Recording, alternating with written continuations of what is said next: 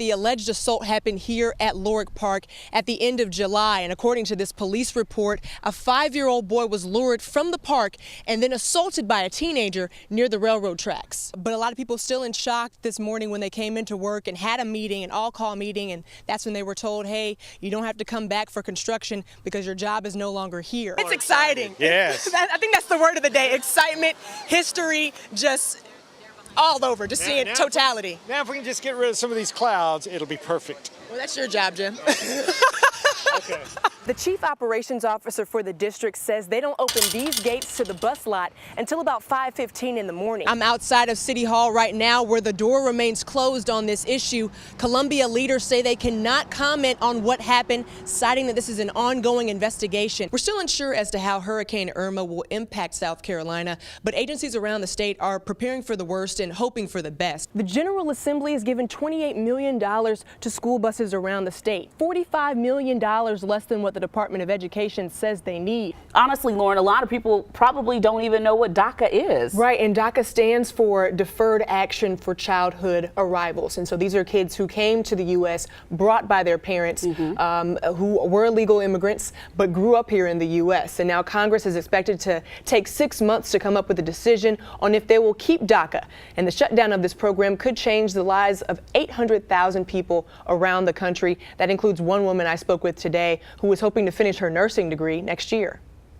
I've lived my life here. This is all I know. Natalie Martinez says she was brought to South Carolina from Mexico with her brother at the age of 7.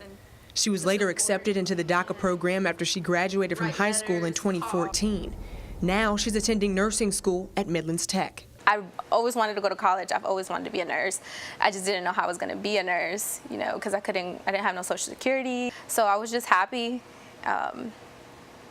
just to get a chance at a good future so I can help my parents out because they worked so hard to get me through school and just supporting me. Her future here in the U.S. could change, and she could potentially be deported if the program is terminated. And I mean, I'm scared, you know, because they have all our information. So if it does end, they can find you, and, you know, so it's so scary. I don't know what's going to happen, but I just pray to God that they don't allow this to happen. Congress has 6 months to make the decision on the program. Here in South Carolina, Congressman Joe Wilson supports the ending of DACA. It's my view that persons who are in this country illegally, whoever they are, whatever they are, should go back to their home country and then reapply. We want to encourage people to come legally to America. Senator Lindsey Graham wants other legislation to be put in place. Well, to those who want these kids to go back home, they have no other home. Most of them came here when they were 6 years old or less.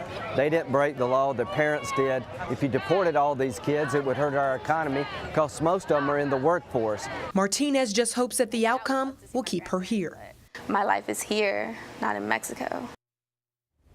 Now Congress returns to Washington from their recess tomorrow, and we could expect them to start speaking about this, talking about it at least when they return. I think it's interesting that Senator Graham said that for most of these children, this is their home. Yes, and Natalie said, you know, she's proud to be Mexican, but she knows South Carolina. She's a Gamecock fan, you know, so this is her home. Yeah, not Mexico. Right. Several days of asking by News 19, the city of Columbia has finally released a statement on a story we broke earlier this week.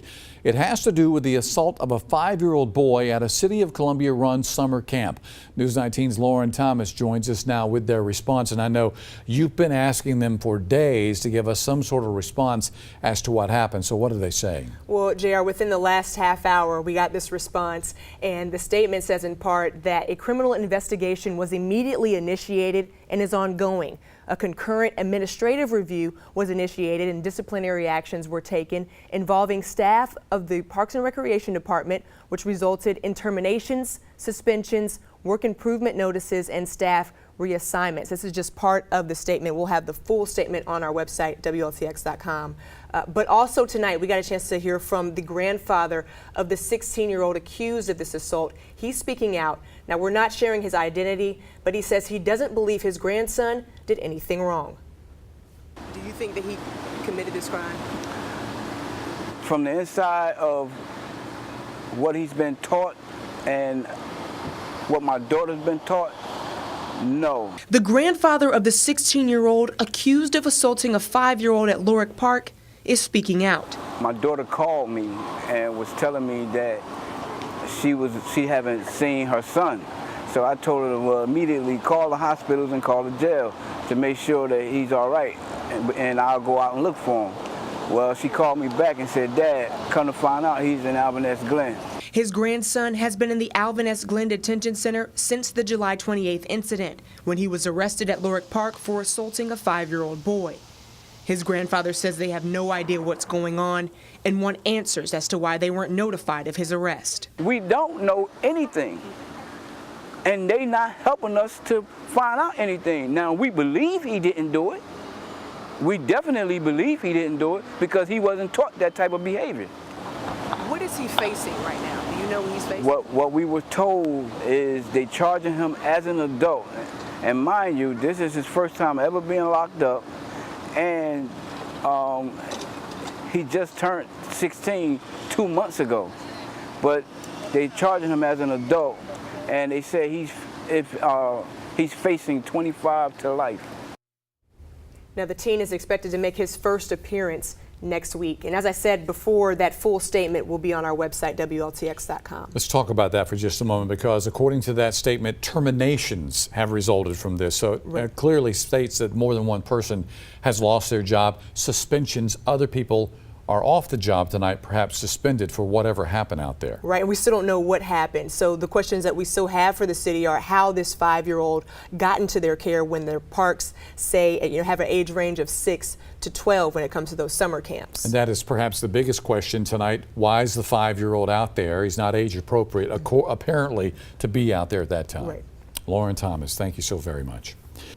I saw career opportunities, it made me very hopeful. Colton, who wants us to only use his first name, worked in the painters unit at the VC summer facility for 9 months. I was so confident that the place was going to continue that we got the house. Just last week, he and his wife moved into their new home in Blythewood. My plans were to continue working here until the site went operational and then try to switch over to the live side, because me and my wife want to stay in the community.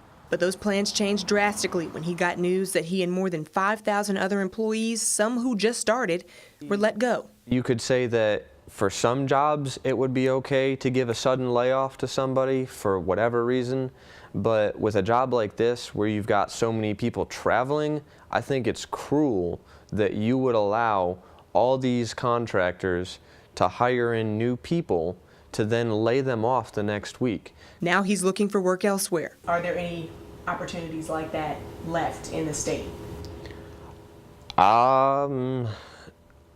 Mostly residential, more than likely. I don't know of any other places that, obviously nuclear, no. Colton has a mechanical degree, and while his next job is up in the air, his mortgage payment is right around the corner. If it hadn't been for the plan, we wouldn't have been able to get the house, but now I gotta try and find something that's gonna be equivalent to it. In Blythewood, Loren Thomas, News 19, WLTX.